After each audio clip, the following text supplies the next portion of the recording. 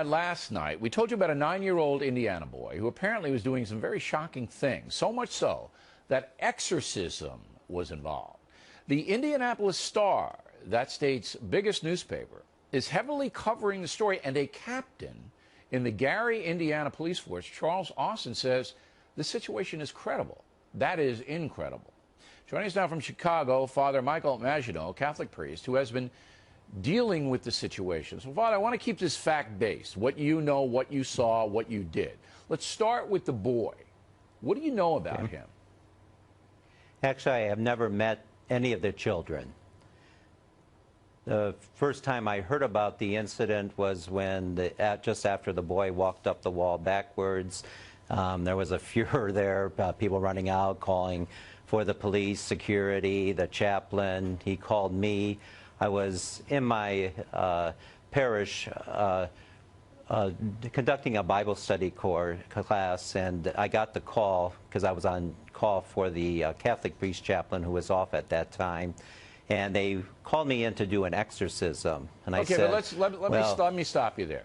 Exorcism is a very rare and serious thing that the Catholic Church, and you have to go through a lot of hoops to get it approved, to get the people in. It disturbs me a little bit that the boy involved, and this is according to the newspaper and other eyewitnesses, you know, was doing incredible things like walking up walls and things like that. But you yourself never talked to the boy. Why not? Well, when I went to do the interview at the home with the mother and the grandmother, it was a 4-hour interview. And the first 2 hours were basically just getting information of all the occurrences and phenomena that was surrounding everything leading up to that incident at the emergency room in the hospital. The problem I'm having with this is, number one, you didn't see the boy. I think the credibility of the Catholic Church is in a tough way now in this country. Exorcism is a very serious thing, very, very serious. I understand you got permission from the bishop in your diocese to do this.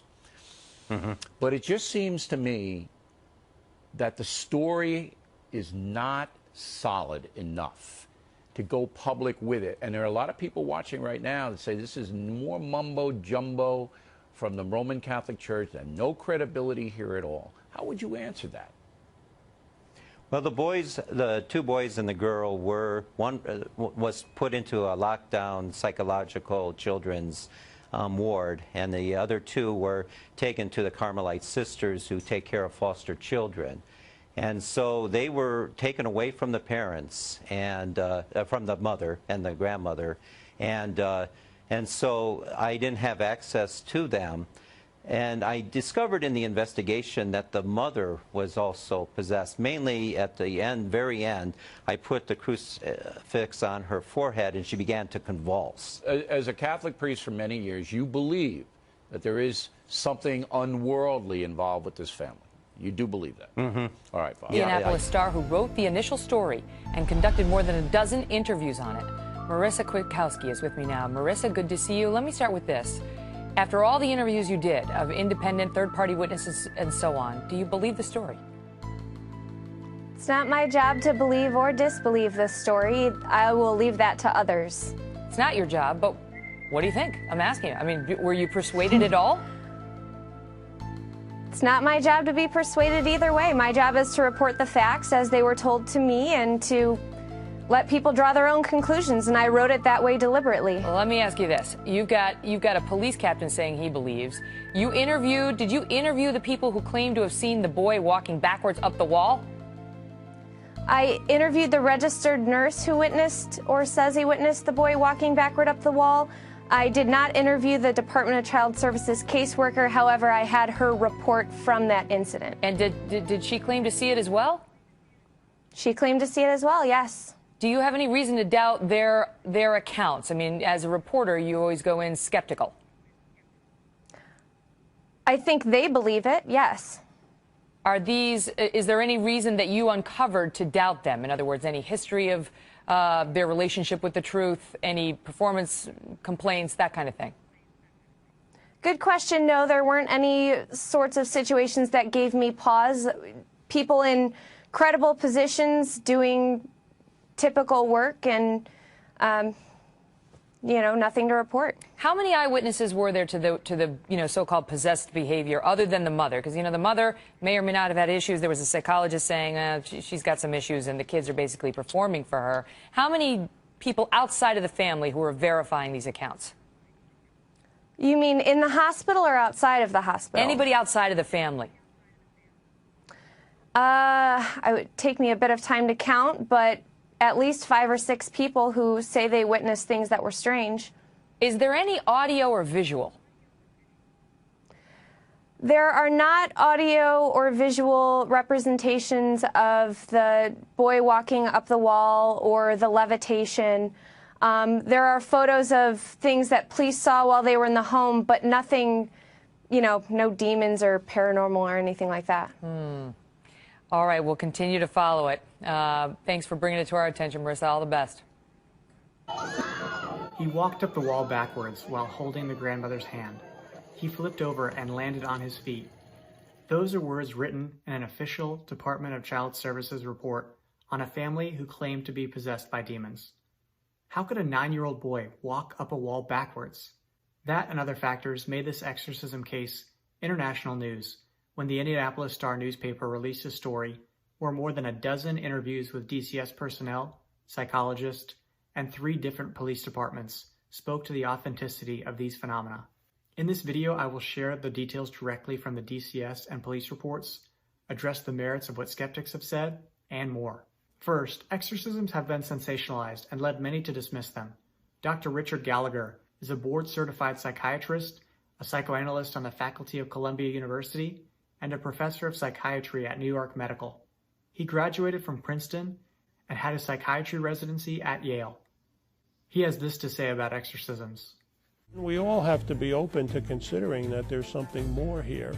And if you just exclude all these people and say, well, they're all psychotic individuals or something, they're never going to get the help they need.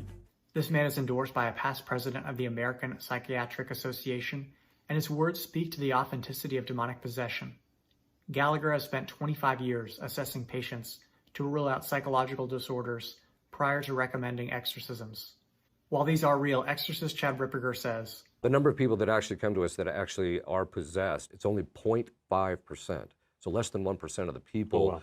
It doesn't mean they don't have other diabolic issues, but it's less. So these are rare, but do happen. And this is a case where it is documented with nearly 800 pages of medical, psychological, and official records that the Indianapolis Star reviewed for their story. For a full overview, click the link here. After investigating the details of this case, the chief of police for the Hammond Police Department said this about the situation. I went on the investigation, like I said at the very beginning, thinking that it was a hoax. The more investigation we did, I believe that there's something there. There's just too many people that I know who are truthful people that saw things, that some of them which I saw, to discount everything. This started in April 2012 when LaToya Ammons and her 3 children, ages 12, 9, and 7, claimed to be possessed by demons. On April 19th, they went to their family physician and stated that the daughter levitated above the bed, that items were being thrown around in their house, and there were voices talking to the children. Their doctor said, "I was scared myself when I walked into the room." Medical staff witnessed the 7-year-old who was lifted and thrown into the wall with nobody touching him. He passed out, 911 was called, and they were taken to the Gary Methodist Hospital campus. DCS Family Case Manager Valerie Washington was assigned to the investigation. The official DCS report states that later that evening, the 9-year-old walked up the wall backwards while holding the grandmother's hand, and he never let go. He flipped over and landed on his feet in front of the grandmother and sat down in the chair. On her report it says, "I affirm under the penalties for perjury that the foregoing representations are true." The penalty for perjury is jail time, so this speaks to the authenticity of this occurrence. Years later, her account is consistent. When he did walk up the wall before my eyes, he could not remember doing it 5 minutes afterwards. We had no words to explain it because we didn't understand it either. I worked as a child fatality worker. I investigated children dying. I've seen children in various situations burned, beaten, but after that it was just, it was traumatic. Have said that because the grandmother was holding onto his hand, it was possible to walk up the wall backwards. However, I spoke with an engineering professor from Penn State who, using a free body diagram, looked at the forces involved. Depending on the angle, it would require the grandma to exert over 200 newtons of force. However, a study showed that females' maximum standing push force is only 140 newtons, so this points to the supernatural nature of this. Another witness, registered nurse Willie Lee Walker, confirmed he walked up the wall, flipped over her. There's no way he could have done that. They then told the attending doctor, who didn't believe them. Dr. Richardson asked the boy to walk up the wall again. The boy said, "I did not walk up a wall. I cannot walk up a wall." The police asked if the boy ran up the wall as an acrobatic trick. She affirmed no. Less than 24 hours later, her 3 kids were taken into DCS custody. It is noteworthy that her report was dated April 23, 2012, so she had written and signed these details within 4 days of their occurrence. Many at the hospital thought that rather than demons, Ammons could have a mental illness. However, after several psychological evaluations, she was determined to be of sound mind and did not seem to be experiencing symptoms of psychosis or thought disorder. The same was true of the children. No disorders were discovered. As a result of this, a hospital chaplain called Father Michael Maginot and asked him to perform an exorcism. The priest first wanted to rule out natural causes and visited Ammons at the house on April 22nd. Ammons complained about having a headache, and Father Maginot said she convulsed when he placed a crucifix against her head. This is also documented in the Lake County Police report. Other phenomena happened, and after a 4-hour interview, he thought an exorcism. They were odd occurrences when they visited, which Chief Miller referred to at the beginning of the video, and more detail can be seen in the report. On May 10th, Father Maginot performed a minor exorcism on Ammons at the house. Exorcizo te umbendissimi. On May 15th, he was informed that she was not getting better, so a major exorcism would be needed. Major exorcisms require permission from the bishop, and permission was obtained. Maginot performed 3 major exorcisms, the last in June 2012, at St. Stephen Martyr Catholic Church. 2 police officers were present in case Ammons needed to be restrained. These major exorcisms were effective as no demonic activity was documented in the family after the exorcisms. She regained custody of her children in November, over 6 months after they were removed. In summary, we have a chief of police for 23 years, a DCS case manager, an RN, and several other police officers who attest to the reality of these occurrences. From the DCS documentation provided, the many psychological evaluations that yielded no disorders, and the police investigations that found no natural explanations, it is clear that the series of exorcisms made a difference. Add to that a Yale-trained psychologist who has worked on exorcisms with various faiths for over 25 years. These all point to the demonic influence involved in this situation.